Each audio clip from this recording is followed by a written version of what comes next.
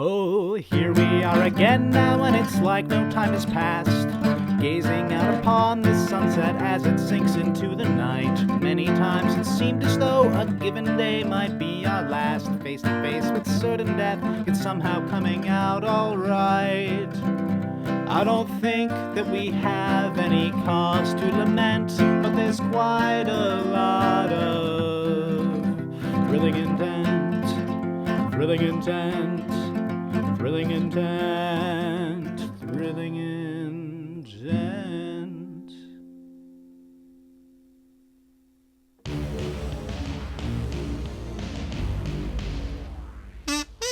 Ashen Knight looks over his shoulder and sees the boar. He still has his once just kind of charred blade is now actually fully engulfed in flames, and he still has the knife in his hand, and he looks at it, and he then turns back to the boar. You know, for a very long time I played warden to this prison of a castle, but I have been blessed with the opportunity, courtesy of you, my new king, to return to my rightful duty as a knight.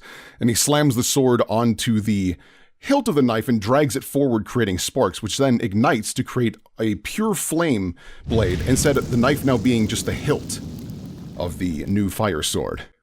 Oh, Nice. Oh, hype. That's so cool. I have killed kings before. You are no different.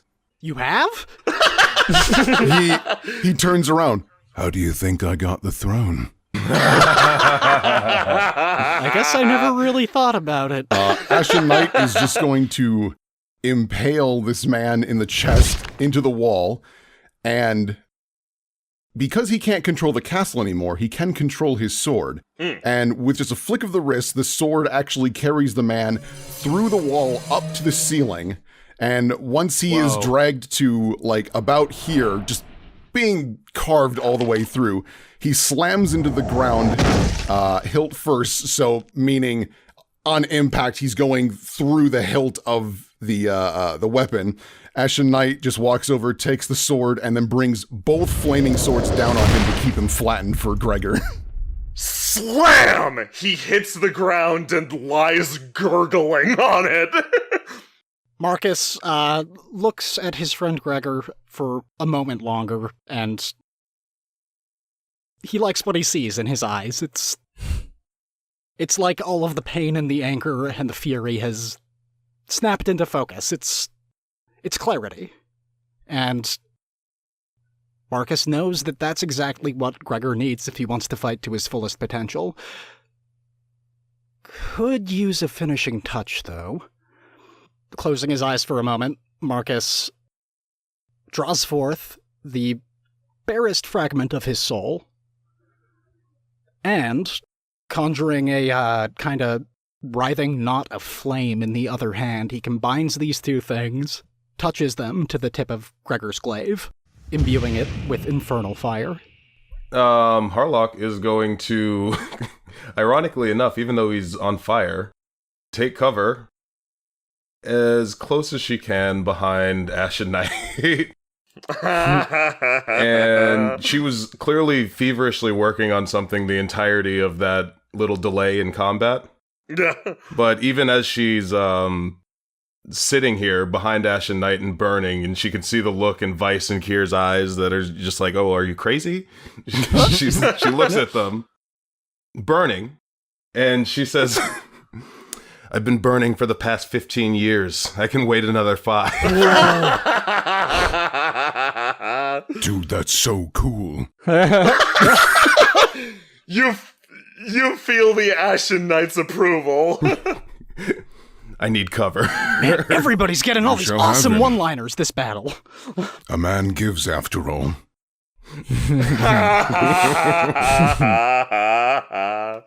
Thanks, Hector. What?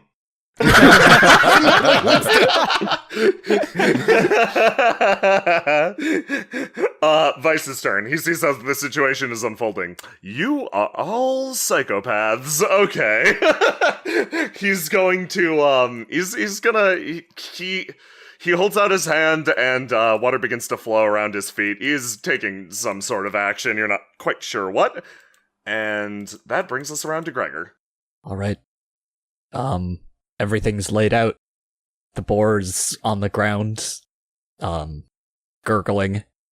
He looks weak, but I know that he's in tune with the castle. He's got more power than anyone should have, except maybe the Ashen Knight. The Ashen Knight is okay with it, but Gregor, in his stance, calmly steps forward and feels resolute.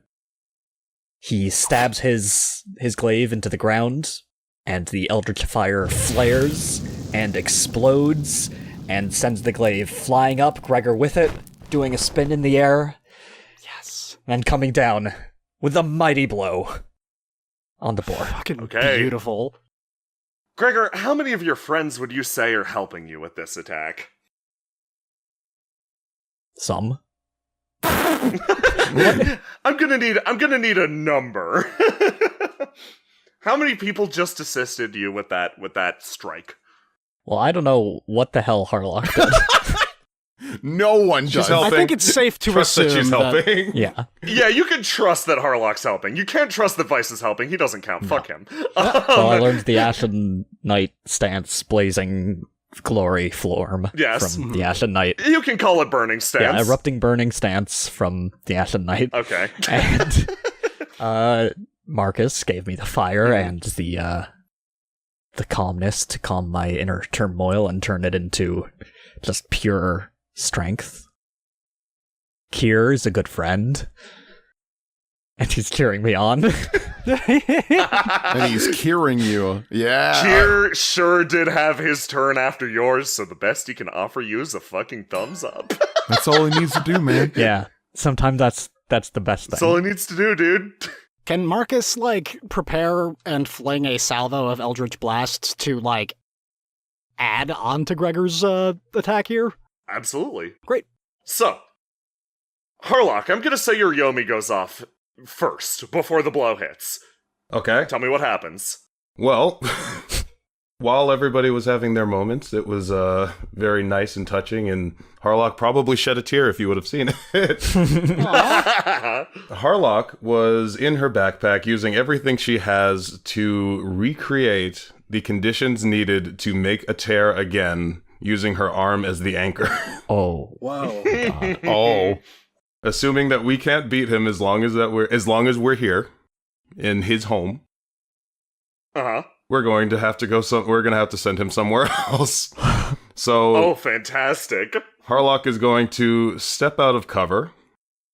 And as Gregor is coming down with his glaive, she's going to strike the ground with her arm, which I assume will just disintegrate whatever it is.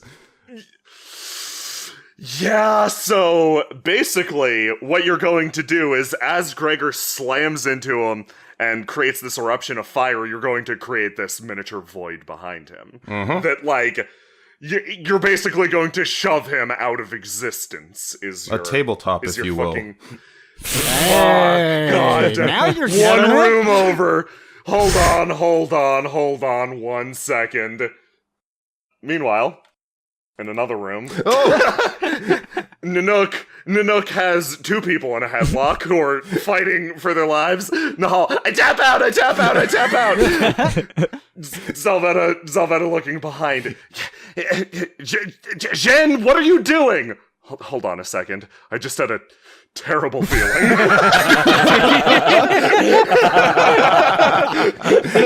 Oh, wow. And back over here. Harlock, you slam this tear into the ground, and you create a void that, Gregor, fuck, you're all too familiar with this shit at this point.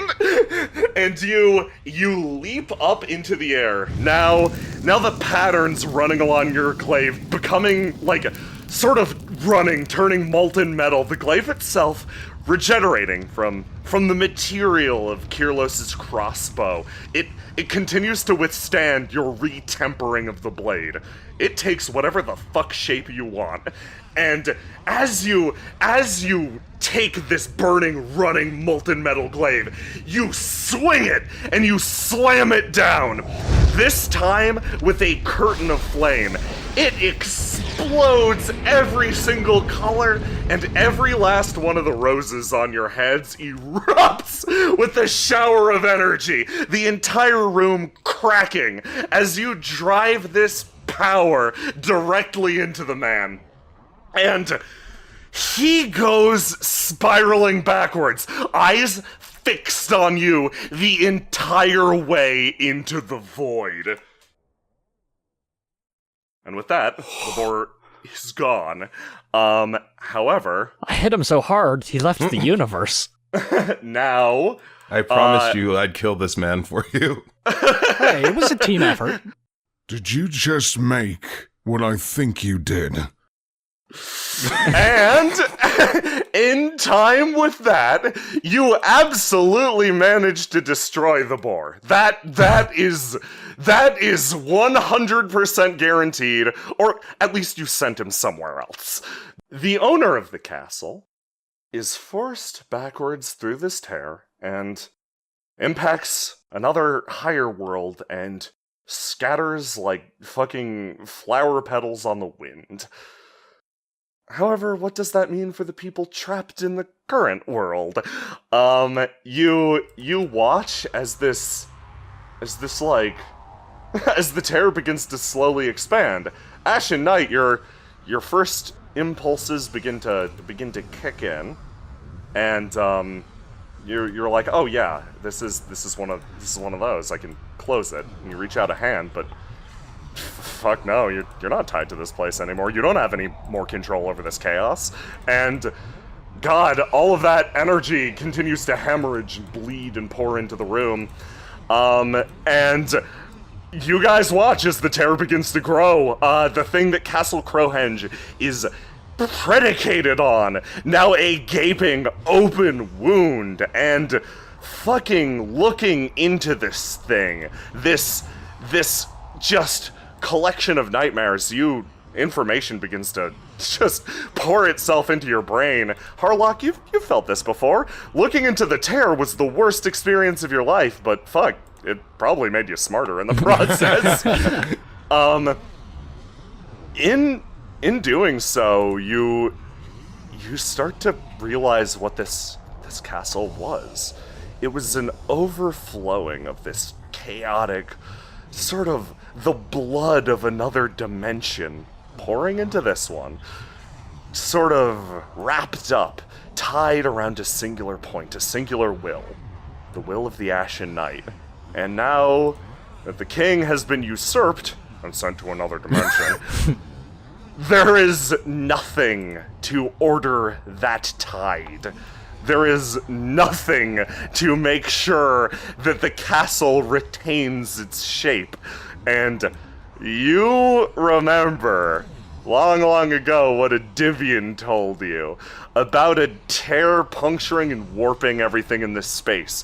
You remember the impact that it had on the creatures in the surrounding area. You remember the horrific dogs, their flesh mutated. You know that all of this material will spill forth across the environment, and there is very little that you can do to stop that. Well, maybe there's something. Yeah. Can Marcus sense some just I guess he would get a little closer and try to just feel it out arcana wise? Okay. Yeah, you reach your hand out and is this is it possible for this to be closed or at least delayed? Gregor takes a stance of clarity and looks at it in the hopes that maybe he can stab it like magic. Okay, you all look at it. Nope, this ain't magic. This is Darn. a hole. This is a passageway. It's like trying to stab an open door. You can't do it. It's very hard. You've tried. But your stance of clarity does warn you, and you yell for everyone to get back, and you fucking do as the thing yawns wide. Ah, crap. Ashen Knight pulls Harlock further back. Yeah, Harlock might need some help. She kind of blew herself up. I appreciate your attempts, but you have simply made things far worse. Well, If I've learned anything from this group, it's to be reckless. Yes, I see. Ashen Knight looks over to Marcus. I know it's been a while, but do you recall our conversation on the wall? I do. I had almost forgotten about that. You know, if you don't mind, I'd actually like to have a word with you in private. He grabs his sword and throws it into the side of the castle, and then turns to the rest of you. We'll be back in but a moment. And he takes the stance of the leaping lizard, and they both disappear. Oh no! Okay, 1, rude. 2, why? Why? Because I felt privacy would be necessary for our conversation. I must apologize for the rough transportation. And he Yes, you must. He gently sets you down on the sword. As a tiefling, I doubt the fire of the blade will harm you. So please, have a seat. And he also sits down on the sword and rests his back against the wall. Okay. It's actually rather comfortable, thank you. Yes, I thought you'd appreciate the heated seat. Now then. He leans in real close again, and he just kind of is examining you. You are... Like what you see? You are handsome, I'll give you that. And Thank he you. leans back a bit. You remind me of someone who caused all of this, or at least my circumstances, which is why it pains me to believe I think you could be helpful. Okay. I like to be helpful, but it kind of depends on what I'm being helpful about, you know? I've been poking around in your head. One of the reasons I didn't decide to crush your ribcage while we spoke is I noticed something strange about you. Righto. You are an oddly neutral tiefling. You mean like morally? Not precisely. It's... As I had explained to Gregor, I had concerns about his interests in giving to monsters, such as the little godling you spend time with. But, you have not. You wish to aid everyone. And it's different from most tieflings. Is it? Because, I mean, I have met almost no other tieflings. There was my dad, and then there was one, and that's really about it. Yes. Yeah. You have a flashback to an island of crazed tieflings all trying to devour you at once. Oh, wait, fuck. No. Okay, yeah, I guess I blocked that one out. You didn't block it from me. He just taps the side of his helmet. Yeah. Yep. Thanks, Trey. So then, you understand my concern when it comes to tieflings, and my previous experience with them. You know what? I do. I think that tieflings have a bad rap, and I think that, given some of the examples that people have to draw on, that's maybe not entirely undeserved, but, yeah, I like to think of myself as better than other tieflings. Would you mind if we put that to the test? What happens if I say no? We try anyways. All right, then. I guess I don't have much of a choice here, huh? Let's do this. Yes. Test number 1. He wraps his fingers around you and then crushes. Marcus! What? As the creature's great fingers just bury themselves in you, immediately cutting your flesh to ribbons, you feel something immediately push back. An inky darkness that seems to weave its way through your ribs, through your spine. It, boom, outwards, immediately closing your wounds, and your demon form is brought to bear. Marcus, you feel the rush, the surge, this primal fury that will protect your life at all costs, and for a second, it threatens to overwhelm you. But You're used to this by now. Your ego pushes back, immediately suppressing it, warping it, and integrating it with your own consciousness. You don't lose control. In fact, you'll gain greater control over this transformation.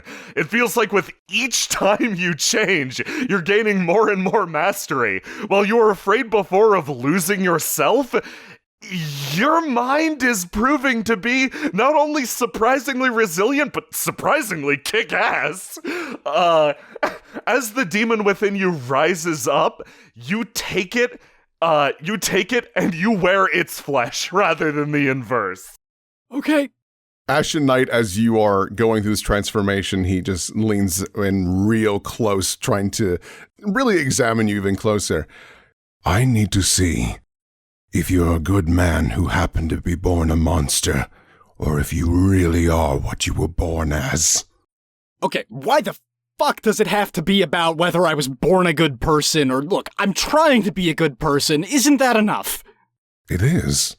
I dispel my transformation. And did you really have to fucking crush me like that? Ashen Knight's hands are up in the air. Like, he's just like, hey, I don't want any more. And he's just like I said before, I knew a tiefling who said he was a good man, and I foolishly believed he was.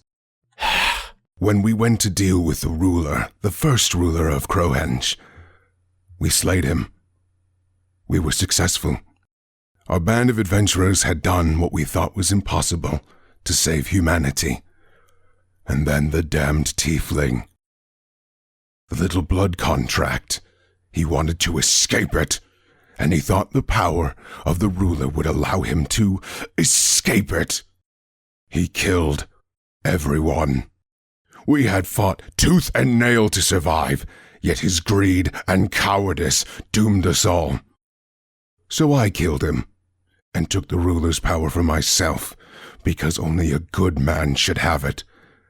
But now, I've been trapped here for thousands of years, and I will never be able to hear my husband say welcome home because of it. So you must understand my concern, especially when I must ask you if you'd be interested in saving humanity. Okay, this is sounding just a little bit like a trick question, but of course I'm interested in saving humanity. What kind of fucking question is that? As I said before, so did the tiefling I met with before. He wanted to save humanity, but really, he wanted to save his own skin. But seeing as you have control over your inner demons, then the more I dig in your mind, I'm beginning to question. he pokes your horns a couple times. Are these just for show?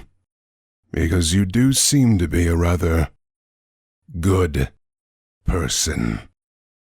Look, horns don't make somebody evil any more than fucking angel wings make them good, okay?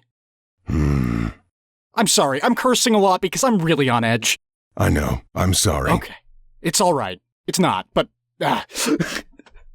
I must apologize again. I realize that these tactics were a bit extreme, but... Yes, please, go right ahead. He actually shrinks a little bit. As you are aware, there are rifts within Crowhenge that must be dealt with. I am not magically inclined, and one such as yourself that is able to drift between the planes. I am optimistic that you might be able to close them. You see, my original plan, and what I will continue to do, is move Crowhenge into the ocean and drown them. But it would obviously be more efficient if not only did we drown the castle to prevent more humans from running in and getting themselves killed for glory and gold, to just remove the portal entirely. And you need my help for that. Yes. Why didn't you move it into the ocean 1,000 years ago? It is only recently that I've been able to move it more so.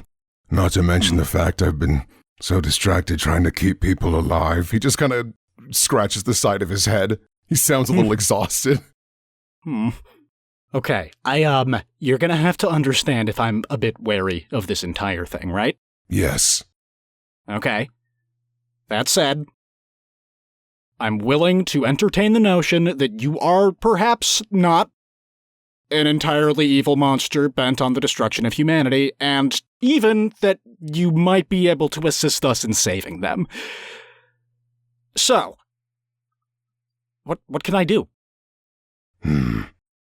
But actually, you know what, before that, so, I'm sorry, do I just call you Ashen Knight? Is there a name you want me to use?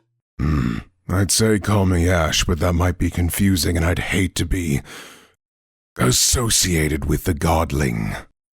You understand? Ashen Knight it is. Well, Ashen Knight, I can tell that you've been, away from humanity for a while, so maybe your social conventions are not entirely, up to code, so to speak, but, saying that you really must apologize for something is not actually an apology. If you wouldn't mind... He leans back and he then does a very deep bow. I'm very sorry, Marcus Valafi.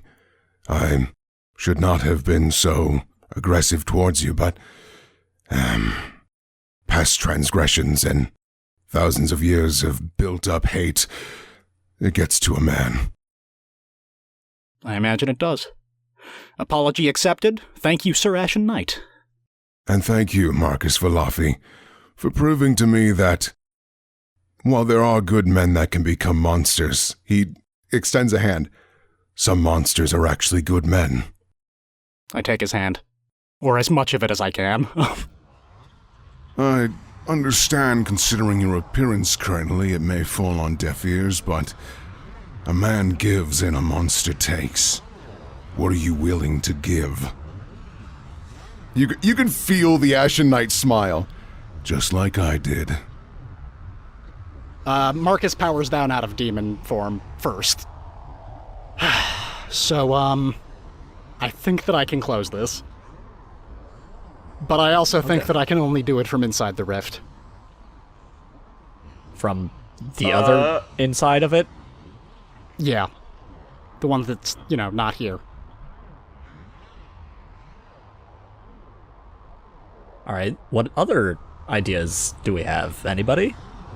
I'm sure I can come up with something better than that. Yeah. Can you come up with something in the next 30 seconds to a minute? Because this thing is getting more and more Orlok unstable. is feverishly scribbling. It gets bigger and louder. I appreciate it, I really do, but this is... this is what has to happen. I love you all. You have given me some of the happiest years of my life with your friendship. Marcus, you're an idiot, but we're gonna get you back. I'm an idiot, but I'm an idiot with style. No. And Marcus walks into the rift. And with that, Marcus walks into the rift, not even giving you another moment. He slowly waves. I should have given them another moment. Whoops. You should have given them another moment, you think, as everything around you begins to warp and wobble. You're the one who can close this. Absolutely. Gregor, what do you do? What do you do at this? I try to catch him, but just something won't let me get near this rift. I think that his arm dissipates into mist as you try and grab it. Yeah. Yes. Sorry. And fuck, even in that final moment, sad, but Marcus, it looked real damn cool. Yeah. So you have that consolation as you wink out of existence, and for everyone else, you watch as your friend vanishes into the rift, and it screeches shut behind him. With silence, an ugly quiet falls over the room. Kier looks around. Where'd he go? Marcus? He's looking around. Open it again. No, absolutely not. We cannot do that a second time. Open it again, Harlock. Marcus. Now's not the time. He's gone. I am sorry, but it was... Hey, wait up. This is not some, crazy, selfless sacrifice bullshit. Meanwhile, somewhere very different, Marcus is running for his life. Nightmare world. I don't know where the fuck this is, but I'm not gone yet. Marcus, the last 5 minutes have been very rough. You said your teary goodbyes to your friend. You probably, that was kind of fucked. But it's cool. You knew this was going to probably happen. Left word behind. Everything's cool. Everything's fine. You know what's less cool? The horde of horrific monsters manifesting from chaos abstract around you. Yeah. So you've been running our ass over elbow, just fucking sprinting for your goddamn life, looking for anything. Like a tangle those mushrooms are of kind of cool. spaghetti. He is just cartwheeling through this dimension. He is cartwheeling through here, but you can get the feeling that anyone else would be torn to shreds, but for some reason, this place just can't quite get to you. So, you feel something here try to change you, reach out, and nope, you just dodge to the side like a noodle, and you keep going, you keep progressing, and fuck, this kind of reminds me of when I talked to my spirit Sherpa. This really is does. And you keep going, and you start to understand, fuck, this is the place that all of Crowhenge came from. And oh god, yeah, no, this is bad, this is awful, and oh god, I might be stuck here forever. Oh, that looks like a friendly local. You see an imp sitting up on a mushroom. My dude! I don't remember the name of the imp that I sent here. Do you? He doesn't either. Oh no! Oh my god, my little dude! It's so good to see you! An imp sharpening a knife looks down at you. Marcus hugs the imp, and then, looking back over his shoulder, grabs the imp and continues sprinting. You run for a time, and the imp continues shrieking next to you. It stops, and then points you in a different direction. Oh. Really? Okay. Marcus starts running in that direction instead. The imp bids you farewell, having made this place its domain. I'll tell your story! The nameless imp exists in the chaos realm for eternity. You continue running and running and running, and eventually all these bright colors start to die away. And you find it in the darkness. This is the way in that all of those beasts used.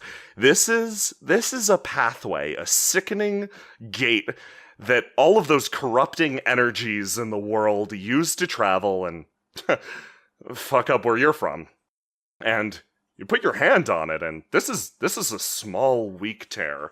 This one's already on its way out. This one isn't your responsibility. This one will close itself. So you think to yourself, oh hell, I'm Marcus Valafi. If all those corrupting awful energies can go through here, I have corrupted my fair share of people over the years. My books are atrocious sometimes. If anyone can use this thing, it's me. And you take a step forward and you reach out. And that tear calls something from you. It demands to know where you want to go. It looks for familiarity. It looks for order. Because it knows you can provide it for some reason. And you reach out and you think back on your friends. You think back on all those lovely memories, and the Shrouded Isles appears in your mind. Clear as fucking daylight.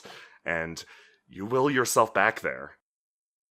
Or you would, if something wasn't just caught in the back of your mind. You try to imagine it. You try to imagine the Shrouded Isles, but there was something that bothered you this entire trip. There was something that loomed over you. It was carried in the words of that chimera. It was imprinted in the back of your head, an image of a pure white tower. And suddenly that is all you can think about. And you leave the tear. Oh boy, you leave it. You emerge into the world a screaming cataclysm, exactly like you always dreamed.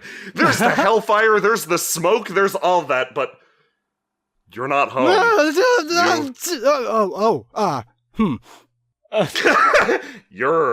You look up, and, well, you're in a different sort of home. Standing in front of you casting a great shadow over the entire landscape, is the pure, white, horrific tower of Tannhauser. Well, fuck.